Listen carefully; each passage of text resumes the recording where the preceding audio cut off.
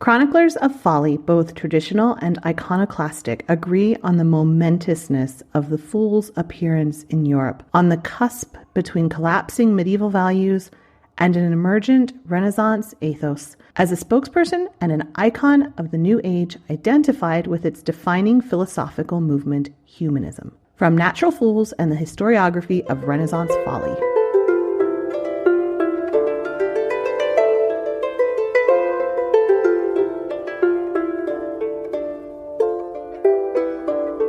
Hello and welcome to the Renaissance English History Podcast, a part of the Agora Podcast Network. I'm your host, Heather Tesco, and I'm a storyteller who makes history accessible because I believe it's a pathway to understanding who we are, our place in the universe, and being more deeply in touch with our own humanity. This is episode 128, and it's about court fools during the Tudor and early Stuart period. And before we get started, I want to remind you about TudorCon, and specifically the TudorCon digital ticket. We're about 2 months away from the world's first ever TudorCon. I am so excited. I cannot wait to hang out with you and 120 or so of our new best friends in Mannheim, Pennsylvania. It's going to be a gorgeous weekend in October, I hope. I can't guarantee the weather, but I suspect. We're going to get together to have 3 days of learning from Tudor experts. We're going to see a musical, hang out, and dance to period music, have a feast, go to the Renaissance Fair. It's just going to be a Tudorific weekend. So you go to englandcast.com/TudorCon2019 for more information. But if you can't come in person, we have a digital ticket available. And for those of you who listen to the show right when it comes out, yay for you. We have this special. If you order your digital ticket by the end of August 15th, I'll leave it till the early morning hours of August 16th. You'll receive the same swag bag as the in-person ticket holders. And I have to order the swag, so that's why I have this deadline on it, right? So englandcast.com/TudorCon2019. And this is kind of my last note. I've been sending out all kinds of emails about it and Facebook posts and Twitter and all that kind of stuff. So again, if you order by, say, early August 16th, you'll get the same swag bag as the in-person ticket holders. The TudorCon swag bag, all the stuff that's in it. It'll be like being there in person, but not. So again, englandcast.com/TudorCon2019. So now I want to talk about fools, specifically Tudor fools. Most people who have a cursory knowledge of Tudor history have heard of Will Somers, right? He was Henry VIII's fool. You might have even heard of Mary Tudor's fool, Jane. They were both in a very famous portrait of Henry VIII with Jane Seymour and his children. You could see Will Somers and Jane in the background. And I linked to that. Actually, if you go to englandcast.com/fools, we have all the show notes. So most people have heard of Jane or Will Somers, but what role did fools play in court life? Let's discuss. Since the medieval period, courts had jesters, and it was their job to amuse the king, and they could claim a certain amount of freedom to speak with the king as an equal. Erasmus wrote, "I speak, says he, as a fool, knowing it to be the peculiar privilege of fools to speak the truth without giving offense." Henry VII had several people who were called naturals or innocents. Now, these are people that we would call intellectually challenged, had some specific disabilities. They would go with him on progresses. And the king paid for them to be clothed and fed, and they were cared for by a keeper, the fool master. This sounds horribly inhumane to us right now. Even saying it is hard for me to say. But you have to remember that values were different, and for a lot of people, they would have seen this as an opportunity for their child who was maybe a little bit more challenged to be able to still have a role to play and not be put in bedlam or something like that. So we have to listen to it, keeping that in mind, right? So there were actually two kinds of fools. There were the naturals or innocents, people, like I said, who were maybe a little bit more challenged. And then there were unnatural ones. And they were more the jesters, the kind of comedians that we think of. So there were these two types of fools, and the distinction was made whether they were natural or not. So Cardinal Wolsey had a fool. His fool was called Patch, and he was a natural fool. He became involved in Wolsey's disagreement with Henry VIII over Catherine of Aragon's marriage. So Wolsey was on his way to Westminster from Putney in 1529, and he ran into Sir Henry Norris. Henry Norris was the groom of the stool then. Henry Norris wanted to reassure the cardinal that the king still supported him. Of course, this was not to last very long, but for the moment, Wolsey was so relieved that he actually was looking around for a gift that he could give in return. And he saw his fool, Patch, and he said that Patch was actually worth about £100. And he said he would give him to Henry as a gift in gratitude for still being on Henry's good side. But Patch didn't want to go. And It's a really tragic portrait to imagine in your head. It actually took 6 men to tie him up so that they could take him back to Henry's house. Patch was the first fool to have been listed as being of the Privy Chamber. He received a royal livery coat. It had the king's monogram on it. And then in October of 1532, he went along to the meeting with the French king in France. This is the very famous meeting where Anne Boleyn went around. This is the very famous meeting where Anne Boleyn went along and sort of held a pseudo court as the stand-in queen. And this is also the famous time when Henry and Anne likely consummated their relationship. So fools could even go along on foreign policy trips. Patch stayed with Henry until the summer of 1535. There was actually a lot of drama around what happened and why he had to leave. So Eustace Chapuis, the imperial ambassador, wrote in a letter, he, Henry, the other day nearly murdered his own fool, a simple and innocent man, innocent being used in the term of challenged, having some disabilities. So he nearly murdered his own fool, a simple and innocent man, because he happened to speak well in his presence of the Queen Catherine of Aragon, and he called the concubine, Anne Boleyn, ribald, and her daughter Elizabeth a bastard. He has now been banished from court. So this illustrates sort of the strange position that fools had at court too. They were seen as property and could be bought and sold. And since they were property, you could also hit a fool. Patch once said that Henry could kill him only with his countenance. Henry also kicked him after something that Patch had written and disagreed with Henry. Henry also hit his fool Will Somers more than once. Will is actually recorded as saying, "He gave me such a box on the ear that strake me clear through 3 chambers, down 4 pairs of stairs. I fell over 5 barrels in the bottom of the cellar, and if I had not well liquored myself there, I had never lived after it." That's quite a beating. Patch was actually at court at the same time as Will Somers, who is likely the most famous fool in history. Like I said, he appears in portraits of Henry and his family, as well as in the frontispiece of Henry's own personal psalter. Again, check out englandcast.com/fools for these paintings and for the examples. So Will was actually not a natural or innocent fool. He was an artificial fool. He was born in Shropshire. He was noticed by a man called Richard Fermor, who brought him to court to present him to Henry VIII in 1525. The king immediately liked Will, and he hired him for the post of court jester. And Will held that post for the rest of Henry's reign. Sometimes he was the court jester. He was mostly Henry's personal entertainer, someone that Henry could talk with openly, could get Henry out of his moods and depression. It was said later that when Henry was suffering from the almost constant pain of his jousting injury, that Will Somers was actually the only person who could cheer Henry up. His relationship was so close that,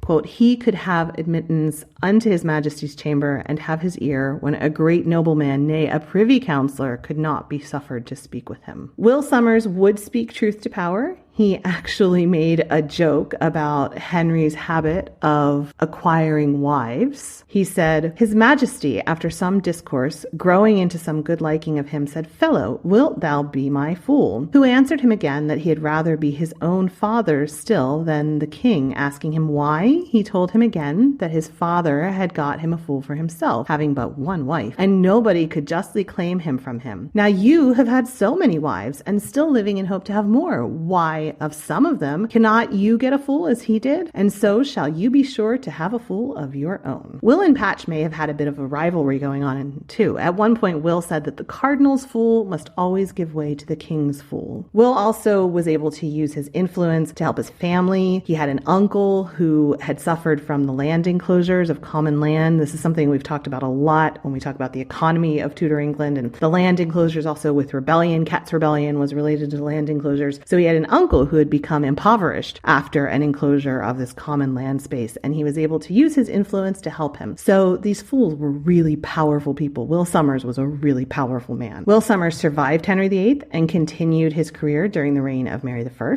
and also even into Elizabeth I. He was still court jester to Mary I. He was mainly brought out for ceremonial events, but he is also reported to have been the only man who could make Mary laugh. His very last public performance was at the coronation of Elizabeth I, and he retired after that. There is a William Somers whose death was recorded on June the 5th, 1560, and that is probably our dear Will Somers.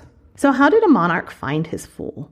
Well, noblemen might keep an eye out for funny people or naturals or innocent, similar to the Richard Fermor who brought Will Somers to court. And there's a letter dated 26th of January, 1530, 1535-36. Of course, the new year wasn't until March. So it's 26th of January, 1535/36, to Thomas Cromwell. And it recommends a possible replacement for the king's old jester. Ye know the king's grace hath one old fool, sexton as good as might be, which, because of his age, is not like to continue. I have spied one young fool at Crowland, which is, in mine opinion, shall be much more pleasant than ever sexton was, and he is not past 15 years old. So that was a recommendation that somebody put forward, that they had spied this fool. So that might be one way that a fool was brought into court.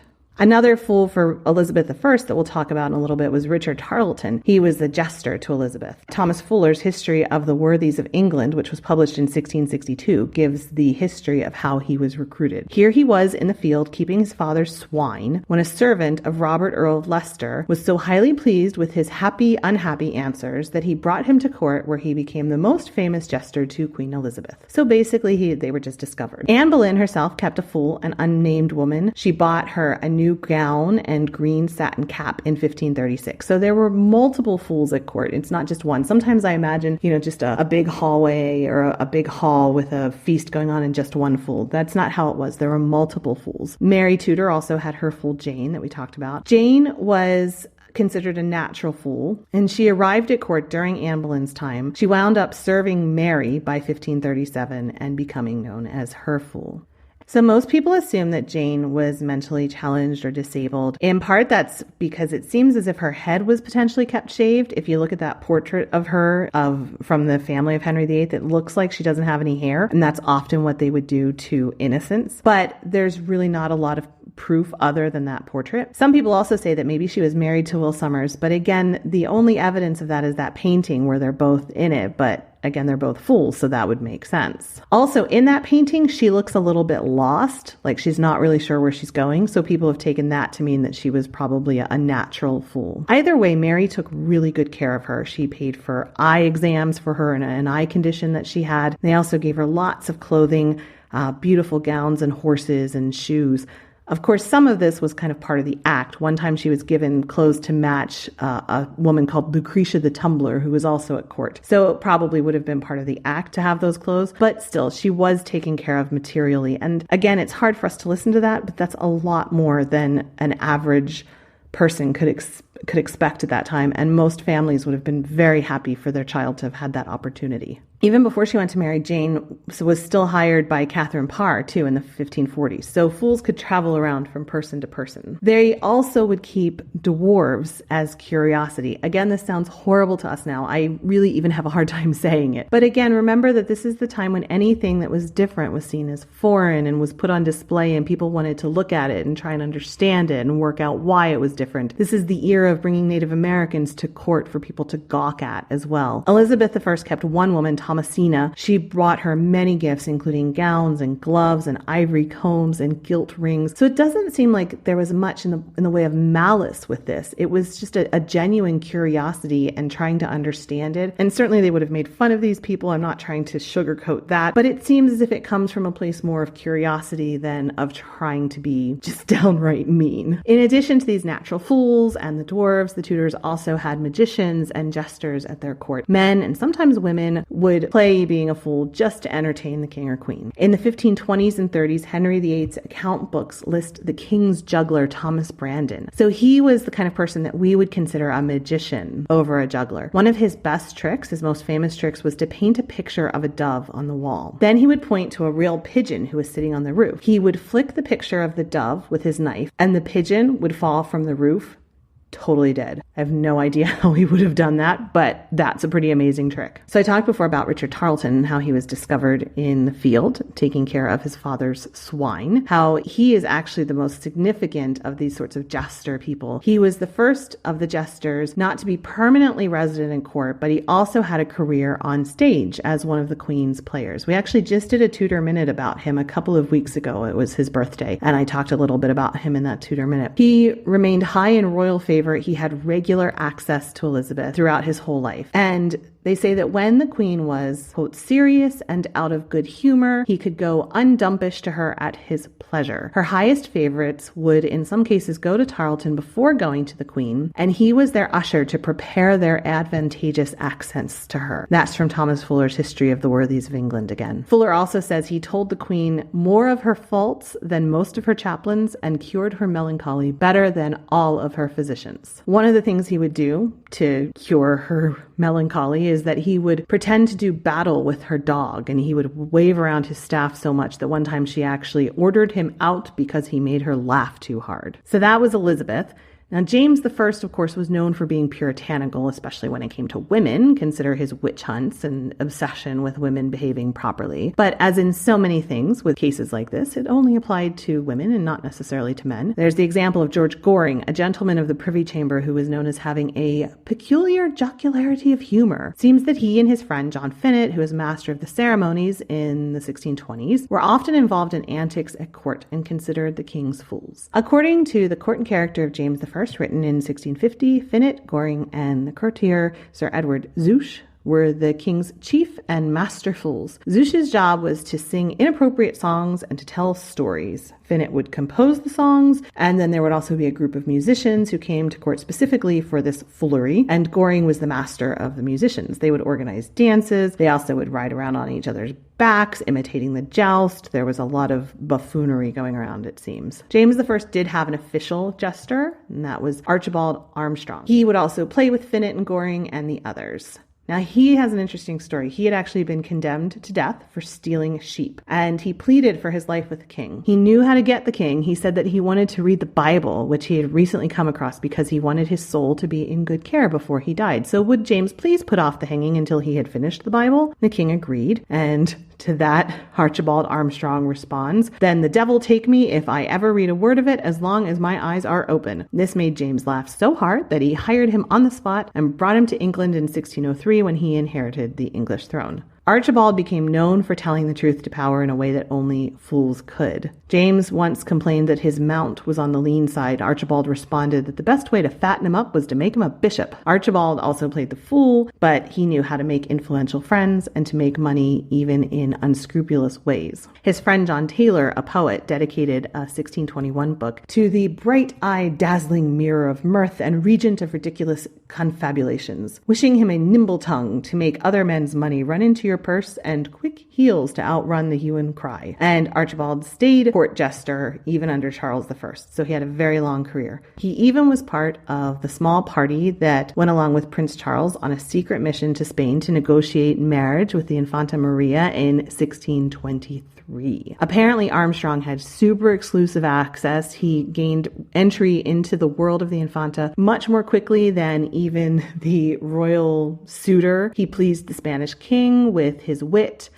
And one report said that our cousin Archie hath more privilege than any, for he often goes with his fool's coat where the Infanta is with her ladies of honor and keeps a blowing and blustering among them and blurts out what he list. It was that confidence in being able to speak truth to power that actually eventually brought him down. In 1638, there were tensions leading up to the Civil War. He met the Archbishop of Canterbury at Whitehall, that was William Laud, on his way to the King's Council meeting. There were protests in Scotland at the time. Laud was trying to make the worship services uniform between England and Scotland, and the people in Scotland didn't like that. And so Armstrong mentioned this, and he said, "Who's the fool now? Ha ha ha." Laud complained to the king, and Charles immediately ordered his fool to be fired and banished. So he was just the second to last royal fool, and he was followed by his replacement, a man called Muckle John, of whom very little is known. So there we go, walking through the fools, the famous fools of Tudor and early Stuart England. So that's it for this week. There are so many great book recommendations, including Fuller's History of the Worthies of England, 1662. There's a lot of really great academic books. You can see a list of all the different sources and things that I used at englandcast.com/fools.